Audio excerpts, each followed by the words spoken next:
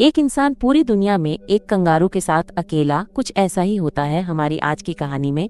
कहानी की शुरुआत में डूगो नाम का एक आदमी रॉकेट में बैठकर चांद पर जा रहा था, लेकिन फिर इसी दौरान पाई नाम का एक बहुत बड़ा एस्टेरॉयड धरती की तरफ मुड़ गया।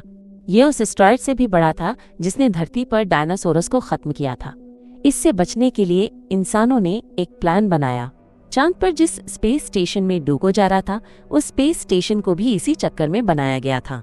उसके अंदर कई खतरनाक आधुनिक हथियार थे जिनकी मदद से एस्टेरॉयड को तबाह करके उसके मलबे को चांद की ग्रेविटी की मदद से धरती से दूर खींच लिया जाएगा।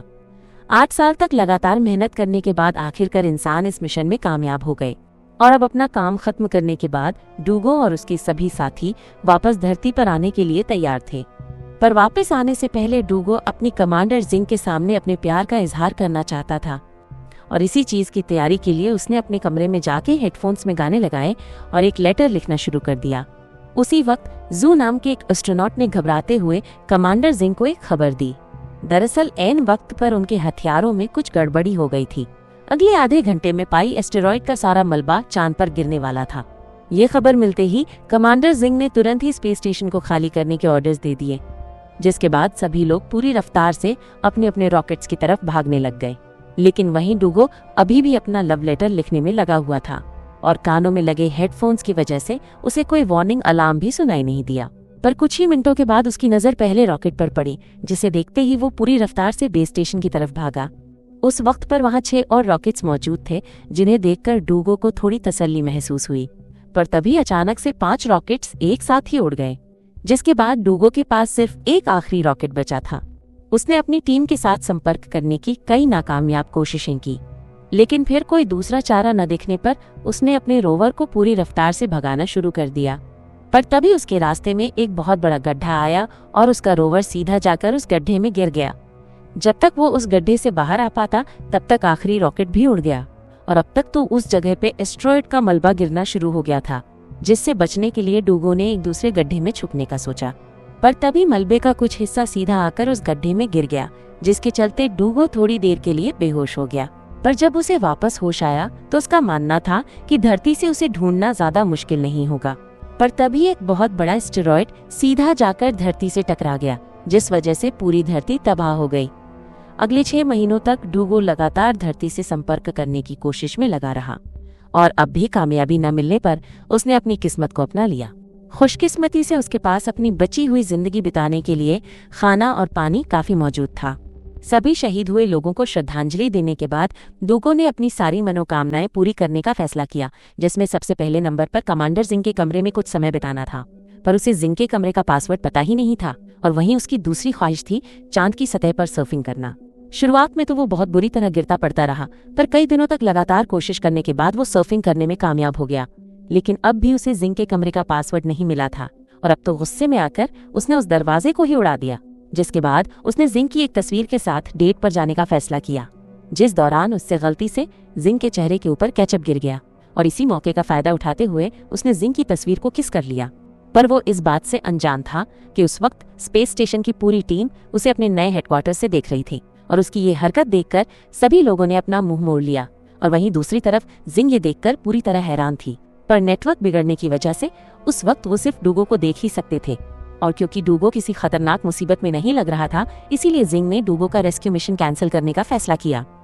पर तभी चेयरमैन यांग ने उन्हें बताया कि सरकार ने अगले 30 दिनों में डूगो की इस नई जिंदगी को दुनिया भर में दिखाने का फैसला किया। असल में एस्टेरॉयड के धरती से टकराने के बाद 30% जमीन पानी में डूब चुकी थी, जिसके चलते सभी लोगों की जिंदगी पूरी तरह से बदल गई थी और अब सरकार डूगो के जरिए लोगों के अंदर एक नई उम्मीद जगाना चाहती थी कि देखो, ये आदमी अकेला फंसा हुआ है फिर भी जिंदगी जी रहा है ना।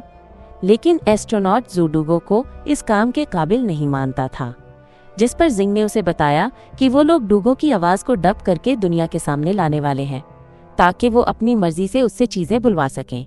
इसके बाद जिंग ने रेडियो के जरिए दुनिया के सामने डूगो की एक झूठी कहानी रखी, जिसके मुताबिक उसने एक क्रू मेंबर को बचाने के लिए रॉकेट में अपनी सीट छोड़ दी थी। और साथ ही जिंग ने दुनिया को डूगो की नई जिंदगी के ब्रॉडकास्ट के बारे में भी बताया। उधर 196 दिन बीत जाने के बाद डूगो एक दिन अपनी एक दवाई लेने के लिए वेयर हाउस में गया और वहीं हेडक्वार्टर्स में डूगो की आवाज को डब करने के लिए फ्लूटिस नाम के एक वॉइस ओवर आर्टिस्ट को बुलाया गया। पर उसे कोई भी स्क्रिप्ट नहीं दी गई। और इस बार जब डूगो वेयरहाउस में पहुंचा तो उसकी नजर एक नई और अनजान चीज पर पड़ी, जिसे शुरुआत में डूगो ने एक लड़की समझा और उससे बातें करना शुरू कर दिया। पर जैसे ही वो उसके पास पहुंचा तो उसने देखा कि वो एक हट्टा कट्टा कंगारू था। और उसी समय पर जब लाइव स्ट्रीमिंग चालू की गई तो कैमरा सीधा उस कंगारू के चेहरे पर चला गया। और इधर सभी चीजों से अनजान फ्लूटिस्ट ने भी कंगारू के होठों के हिसाब से डबिंग करना शुरू कर दिया। जिंग ने फ्लूटिस्ट को रोकने की कोशिश की, पर तब तक बहुत ज्यादा देर हो चुकी थी और कई लोगों ने इस चीज को देख लिया था।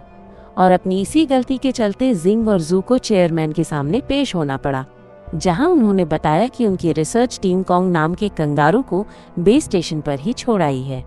और वहीं दूसरी तरफ फ्लूटिस्ट कोई असली वॉइस ओवर आर्टिस्ट नहीं, बल्कि सोशल मीडिया पर अलग अलग चीजों का वॉइस ओवर करने वाला एक इन्फ्लुएंसर था। और अपनी इस गलती के बाद जिंग ने फैसला किया कि वो लोग वीडियो की डबिंग करने के बजाय उसे एक कहानी की तरह सुनाएंगे। उधर स्पेसशिप में कॉन्ग को अपने पास बुलाने के लिए डूगो ने एक फीमेल कंगारू का रूप लिया। पर जैसे ही कॉन्ग को उसकी असलियत के बारे में पता चला तो उसने डूगो को पीटना शुरू कर दिया, जिसे देखकर फ्लूटिस्ट जोर जोर से हंसने लग गया। इसके बाद जिंग ने सारी गलती की जिम्मेदारी अपने सर ले ली और तभी उसे एक और खबर मिली कि स्पेसशिप में कॉन्ग और डूगो के बीच एक फाइटिंग मैच होने वाला था। इसके बाद सभी लोग बड़े ही ध्यान से उस मैच को देखने में लग गए। पर तभी कॉन्ग ने अपनी ताकत दिखाते हुए डूगो को पेट मार के बेहोश कर दिया। उसकी इस हालत को देखकर जिंग ने डूगो से बात करने की कोशिश की और जब होश आने पर उसने कम्युनिकेशन चैनल पे लाइंस देखी तो वो खुशी से रोने लग गया। किसी को सुन न पाने के बावजूद भी उसे इस बात की खुशी थी कि धरती पर लोग जिंदा हैं। आपस में समझौता करने के बाद उन दोनों ने अपने रोवर में बैठकर एक टूटे हुए अपोलो 18 के पास जाने का फैसला किया, ताकि वो उसका इस्तेमाल लूनर स्टेशन पर पहुंचने के लिए कर सकें, जहां पर एक रॉकेट मौजूद था जिसकी मदद से वो वापस धरती पर चले जाएंगे। इधर डूगो ने अपनी पूरी ताकत लूनर डॉग को ढूंढने में लगा दी, जो डूगो की मदद कर सकता था। इसके बाद डूगो ने अपना पूरा ध्यान स्पेसक्राफ्ट को फिर से बनाने में लगा दिया, जिसे देखकर सभी लोग काफी हैरान थे। और जब जिंग ने उसकी फाइल चेक की तो उसे पता चला कि असल में वो एक फ्लाइट डायनामिक्स इंजीनियर था, जो कि फिलहाल मेंटेनेंस डिपार्टमेंट में काम कर रहा था। अपने 282वें दिन डूगो ने बताया कि उनके टूटे हुए इंजन की वजह से उनके रोवर की एक वेट लिमिट थी, जिसके चलते उसे कॉन्ग को वहीं छोड़कर आगे बढ़ना पड़ेगा। पर फिर भी कॉन्ग उसे जबरदस्ती वापस अपनी बेस पर ले आया। पर तभी डूगो को याद आया कि वो यहाँ मौजूद एक हथियार को प्रोटोटाइप इंजन की तरह इस्तेमाल कर सकते हैं, लेकिन इसमें काफी ज्यादा खतरा था। पर इसके बावजूद भी कॉन्ग उसका साथ देने के लिए तैयार था। उसकी ये बात सुनकर एस्ट्रोनॉट जू ने पूरी टीम को बताया कि ये काम हो जरूर सकता है, पर सूरज ढलने से पहले उसे बेस पर लाना काफी ज्यादा मुश्किल था, क्योंकि प्रोटोटाइप इंजन सोलर पावर से काम करता था। और चांद का एक दिन धरती के 14 दिनों के बराबर होने के बावजूद भी अगर डूगो उसे लगातार ड्राइव करता रहा तो भी वो वहां तक नहीं पहुंच पाएगा। सबका मानना था कि ये काम नहीं हो सकता, पर सूरज ढलते ही डूगो ने उल्टी तरफ ड्राइव करना शुरू कर दिया। दरअसल वो सूरज की रोशनी से बाहर इसलिए नहीं जा सकता था क्योंकि चांद पर सूरज हटते ही इतनी ज्यादा ठंड हो जाती है कि वो मारा जाता। और ये देखते ही जिंग समझ गई कि डूगो लगातार सूरज का पीछा करने वाला है, ताकि उसके पास पूरे 41 दिनों का समय हो जाए। पर 28वें दिन ही कॉन्ग और डूगो पूरी तरह से थक चुके थे और इसीलिए उन दोनों ने एक दूसरे को आपस में रस्सी से बांध लिया था। और कई दिनों तक लगातार ड्राइव करने के बाद वो लोग आखिरकार इंजन तक पहुंच ही गए। वहां पहुंचते ही कॉन्ग ने लगातार एक बटन को दबाना शुरू कर दिया, पर खुशकिस्मती से वो कोई उल जलूल बटन नहीं, बस इंजन चेक बटन था। और उसकी इन्हीं खतरनाक हरकतों की वजह से डूगो ने उसे काट के अंदर ही बंद कर दिया। इसके बाद वो दोनों वापस अपने बेस के लिए निकल गए, पर रास्ते में कॉन्ग का काट इंजन से अलग हो गया। और जब तक डूगो को इस चीज का एहसास हुआ तब तक काफी समय बीत चुका था। डूगो जानता था कि अगर वो कॉन्ग को लेने के लिए वापस गया तो सूरज की रोशनी उसके हाथ से निकल सकती है।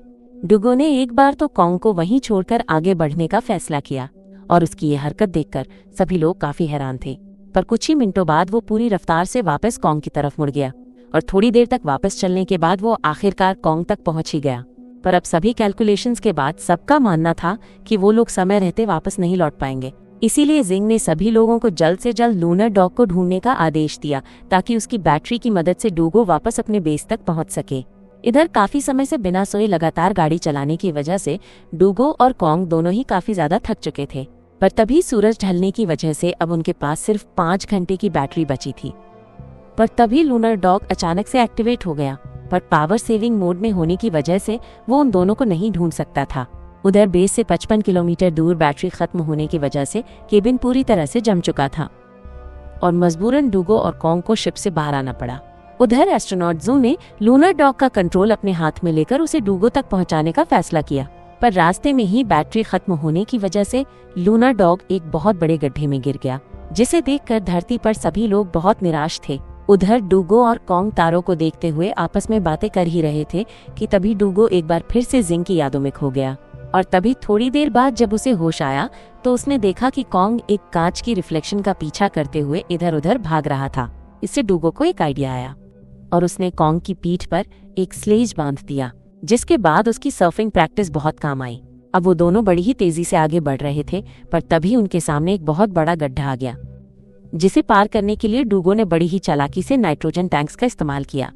उसकी ये कामयाबी देखकर धरती पर सभी लोग काफी ज्यादा खुश थे और अब उन सभी में एक नई उम्मीद जाग गई थी। दूसरी तरफ अपनी बहादुरी की वजह से डूगो को धरती पर कई सम्मान मिले, जिन्हें लेने के लिए चेयरमैन खुद जाया करते थे। तभी जिंग ने चेयरमैन को बताया कि आने वाले 3 महीनों में कम्युनिकेशन लाइंस ठीक होने वाली थी, जिसके बाद वो लोग डूगो से संपर्क कर सकते हैं। धीरे धीरे चीजें वापस से ठीक होने लगी थी, पर कोई ये नहीं जानता था कि पाई एस्टेरॉयड का एक बहुत बड़ा हिस्सा अभी भी खतरा बनकर उन सभी का इंतजार कर रहा था। उधर डूगो और कॉन्ग आपस में खेल रहे थे कि तभी कॉन्ग ने गलती से कुछ तारों को छू दिया, जिसके बाद डूगो को स्क्रीन पर पिछली बार की तरह कुछ सिग्नल्स दिखाई दिए। ये देखकर अब डूगो को लग रहा था कि शायद धरती पर कोई जिंदा नहीं बचा है और शायद पहले भी कॉन्ग ने इसी तरह तारों से कुछ छेड़खानी कर दी होगी और तब वो सिग्नल आए होंगे।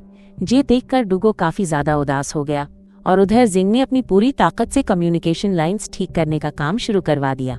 कुछ दिनों बाद डूगो ने कॉन्ग के लिए एक महिला कंगारू का खिलौना तैयार किया और खुद सब खत्म करने के लिए शिप से बाहर चला गया।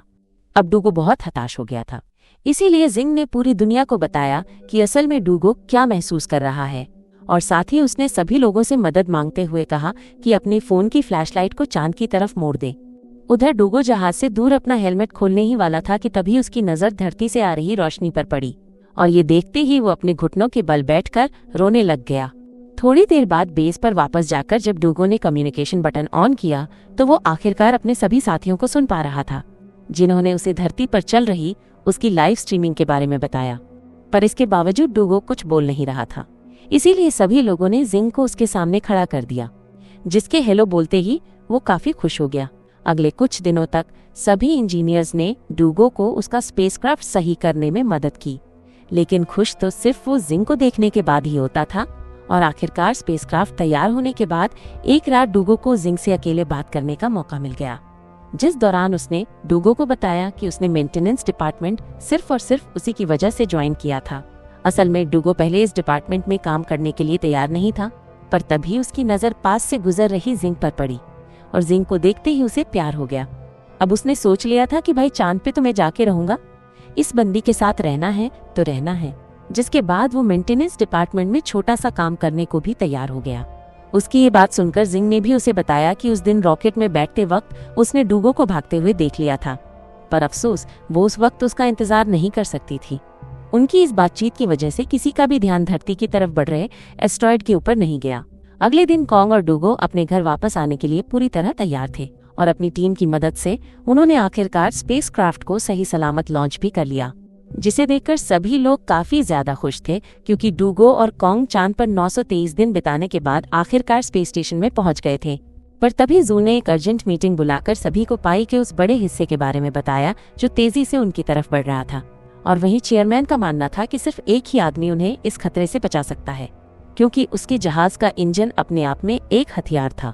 वो आदमी कोई और नहीं बल्कि डूगो ही था। ये सुनते ही जिंग ने कंट्रोल रूम में जाकर लाइव स्ट्रीमिंग को बंद कर दिया, जिसकी वजह से सभी लोग काफी हैरान थे। पर इससे पहले कि वो डूगो से बात करती, उसे पहले ही इस खतरे के बारे में पता चल गया था। असल में उसने हेडफोन्स के जरिए उनकी सारी बातें सुन ली थी और अब वो जानता था कि मिसाइल्स में इंजन्स न होने की वजह से उसे खुद उन मिसाइल्स को एस्टेरॉयड से टकराना पड़ेगा और मिसाइल के एक्टिवेट होने से पहले उसे अपने स्पेसक्राफ्ट में वापस भी आना होगा। इस मिशन में उसके जिंदा बचने के चांसेस बहुत ज्यादा कम थे, पर इसके बावजूद भी डूगो इस काम को करने के लिए तैयार हो गया, क्योंकि वो जानता था कि अब धरती को बचाने की जिम्मेदारी उसी के कंधों पर है। पर साथ ही उसने जिंग को कहा कि अगर वो मर गया तो अपने लिए किसी और को ढूंढ ले, क्योंकि वो उसे अकेले उदास जिंदगी बिताते हुए नहीं देखना चाहता। डूगो के हामी भरते ही धरती पर सभी लोगों को अंडरग्राउंड बंकर्स में जाने के आदेश दे दिए गए। इसके बाद डूगो ने सबसे पहले कॉन्ग को उसकी सीट से बांध दिया ताकि वो सही सलामत धरती पर पहुंच सके। लेकिन कॉन्ग अपने दोस्त के साथ ही रुकना चाहता था। दोनों के अलग होते ही डूगो का सामना कई सारे पत्थरों से हुआ और उन्हीं में से एक पत्थर से टकराने के बाद उसका स्पेसक्राफ्ट गोल गोल घूमने लग गया, जिसे रोकने के लिए डूगो ने अपने एक कंपार्टमेंट को क्राफ्ट से अलग कर दिया। जिसके बाद मिसाइल्स तो एकदम ठीक थी, पर अब उनका इंजन अलग हो चुका था। तभी जिंग ने उसे बताया कि पाई का वो हिस्सा उसके करीब से होकर गुजरने वाला था और वो किसी भी हाल में डूगो की बलि नहीं चढ़ाना चाहती। पर ये बात सुनते ही डूगो ने उसे बताया कि उसे अभी सिर्फ धरती को बचाने के बारे में सोचना चाहिए। और साथ ही डूगो ने अपने जहाज को एस्टेरॉयड की तरफ मोड़कर लाइव स्ट्रीम को शुरू करने को कहा। इसके बाद उसने मिसाइल्स को डिटैच करते हुए सबके साथ के लिए उनका धन्यवाद किया। साथ ही उसने सबको बताया कि वो हमेशा सोचता था कि या तो आगे वाले मरेंगे या फिर पीछे वाले, बीच में काम करना एकदम सेफ है। लेकिन आज वो धरती और उस एस्टेरॉयड के बीच में खड़ा हुआ था। इसके बाद वो जिंग का पसंदीदा गाना गाते हुए पूरी रफ्तार से एस्टेरॉयड की तरफ बढ़ने लग गया, जिसे देखकर जिंग के साथ साथ सभी लोग रो रहे थे। उसके एस्टेरॉयड के पास पहुंचते ही जिंग ने मिसाइल का बटन दबाने की नाकामयाब कोशिश की और उस वक्त उसके दिमाग में सिर्फ डूगो के साथ बिताए हुए कुछ पल ही घूम रहे थे। पर तभी डूगो ने उसे उसकी जिम्मेदारी याद दिलाते हुए बटन को दबाने को कहा, जिसके कुछ ही सेकंड बाद एक बहुत बड़ा धमाका हुआ और वो एस्टेरॉयड छोटे छोटे टुकड़ों में बिखर गया। वो छोटे छोटे टुकड़े धरती से टकराते हुए तारों की तरह लग रहे थे, जिन्हें लाखों लोगों के साथ साथ कॉन्ग भी देख सकता था। तभी भीड़ में मौजूद एक लड़के ने अपनी छोटी बहन को बताया कि आज वो लोग अपने घर सिर्फ मून मैन की वजह से जा पाएंगे।